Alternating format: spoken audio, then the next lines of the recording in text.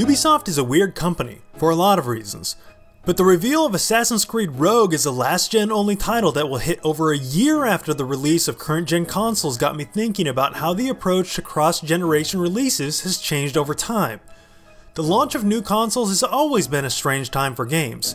We usually get an onslaught of games at launch that are prettier than what was previously possible, and as graphics have taken center stage over the past few generations, the viability of simply retooling a game's graphics and putting it out on a new system has become more viable. We first saw this happening in a big way at the launch of the original Xbox and PlayStation 2. I can't tell you how many hours I spent with Tony Hawk Pro Skater 2X and 3 on the original Xbox. I never would have poured that kind of time into them on the original PlayStation. I'm the first to admit that I've always held graphics quality in a pretty high regard. I was on the 3DFX bandwagon from day one, rocking GL Quake on my Diamond Monster 3D, and that appreciation lives on to today, and I know I'm not alone. The idea of cross-generational releases may be nothing new, but it is becoming more and more viable over time, with consoles sticking around much longer than the traditional 5-year cycle. In fact, consoles have doubled that and now are on 10-year cycles. Ever since Sony proved the staying power of the PlayStation 2, it seems that any console that can't hold on for 8 to 10 years is a failure of some sort. It's almost a metric for success. And with these longer console cycles, and generally evolutionary rather than revolutionary increases in graphics technology, cross-generation releases are more common than ever. Let's take a look at how different publishers are handling the coming of new consoles differently. Remasters are an increasingly common approach, and in fact I did a whole feature on this topic alone. I'm sure most remember the launch of the Xbox 360 brought a prettied up version of the Western gun. That's a quintessential example of the re-release on better hardware, but I feel like the remaster is something a bit different, and is something we have only seen in the past couple years. A remaster implies a true reworking of the assets used.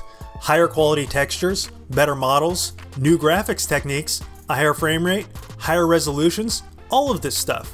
Sony has really defined this in a big way with the remastered version of The Last of Us. It feels like exactly what a remaster should be. Square Enix also seems to get it with the definitive version of Tomb Raider, and that trend hopefully carries over to the forthcoming definitive version of the highly underrated Sleeping Dogs. And we certainly can't talk about remasters without mentioning Grand Theft Auto V and the Master Chief Collection. These look like they will define the remaster in a big way. There's also the concept of the full remake. Oddworld New and Tasty is a recent example of this approach, but we don't see this too often. Even less common is the remaster remake, which Capcom alone seems set to unleash on the world with an HD remaster of the GameCube remake of Resident Evil. That's ridiculous, and I'm kinda into it.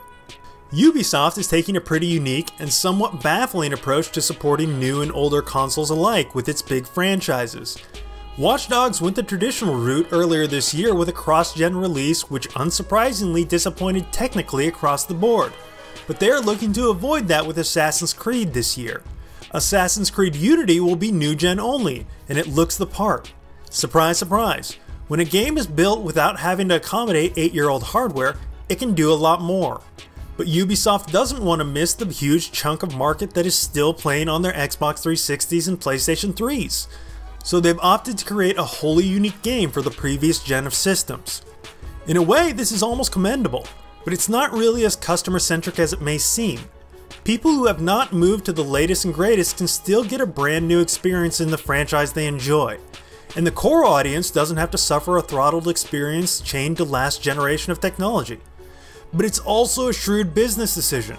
Ubisoft knows how to crank out an Assassin's Creed title for the Xbox 360 and PlayStation 3, and with Assassin's Creed 4 being a huge hit, it seems they've brought over the hallmarks from that game, ship-faring, fort conquering, and layered a new story and setting over the same bones. Pretty low investment for a game they know will sell, with no worry that the lack of newness will upset anyone. After all, this isn't the truly new one.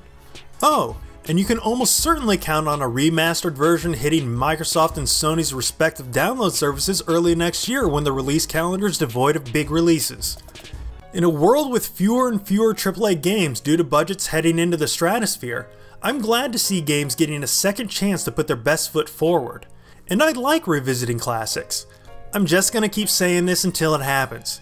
Hey Rockstar, how about a remastered version of Red Dead Redemption? It really could prime the pump for the sequel that is rumored to be underway. Mission success! I've written, recorded, and produced a whole video just to mention Red Dead Redemption again. Okay, not really, but kinda really. Oh well, whatever. Thanks for watching. I've been Jonathan Downin for Fish Tuxedo. Hit that like button, share this with your friends, and play some awesome games. See ya.